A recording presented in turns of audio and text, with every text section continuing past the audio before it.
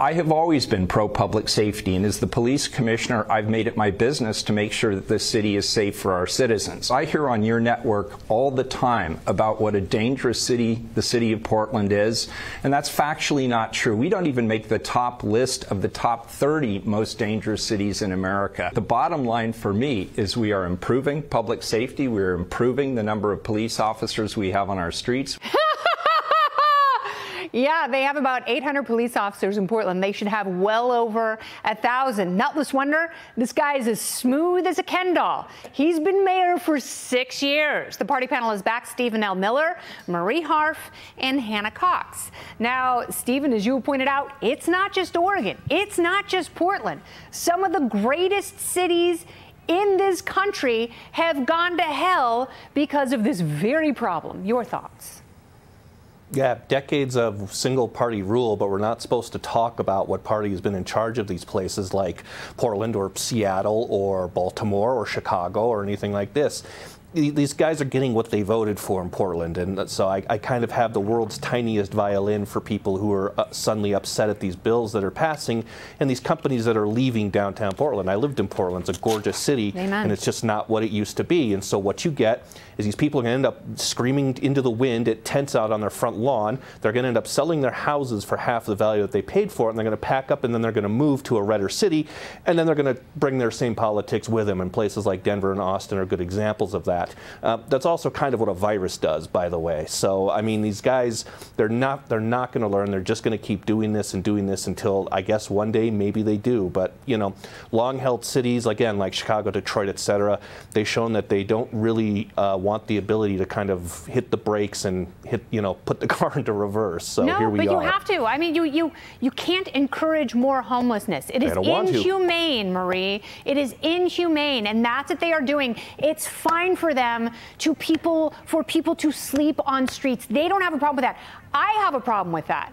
People should not be treated like garbage, but that's what they're doing because the amount of money that they extract from taxpayers, it does absolutely nothing. The homeless problem, if it's here, if it's in LA County, if it's in Seattle, if it's in New York, Chicago, any of these places, more money, more homeless. You have to do something to reverse that trend. So the question is what? Right? If there were one easy solution, these mayors would have done it because I actually don't think that they like having large homeless encampments. I don't think, but that's also inhumane, Kennedy. There's not a lot of humane ways to deal with a population who, look, nobody chooses. Most people don't choose to be unhoused or homeless.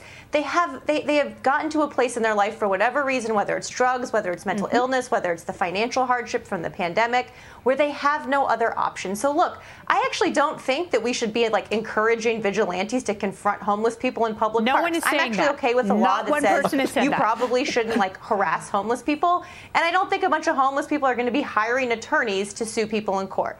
The bigger question is how do we more legally address this humanitarian crisis? And just telling them to move isn't the answer. It's not the answer. It is one of the answers, absolutely. Kicking them out by cops is not the answer. Disincentivizing homeless camps, unfortunately, it is one of the answers. And it is a tough solution. How about more drug courts? How about more rehab? How about stop spending $600,000 on every single-family home and allow more apartment buildings to be built? They've zoned out these multifamily dwellings that would help people. None of the solutions they have actually help people, especially in Portland. They only encourage this. But it is inhumane, Hannah, isn't it?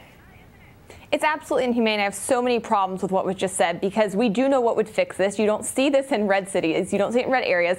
This is a complete lack of policy, failure, ideas. They keep failing everywhere they go. And you can point to different countries, you can point to different cities.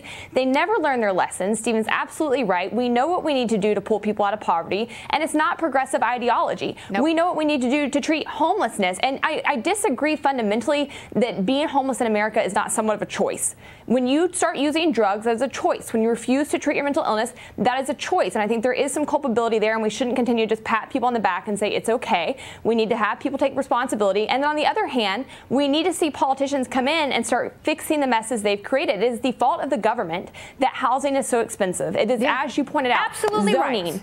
NIMBYism. It is people not wanting developments in their backyards. This is what actually makes housing expensive. There are plenty of shelter beds in Portland, but as my brother, former cop, has pointed out, guess what? Can't use drugs there. Can't fight there. So, you know, people want to go to shooting galleries, which is fine, but then you can't hurt people and you can't take their stuff. That's the trade-off in civil society.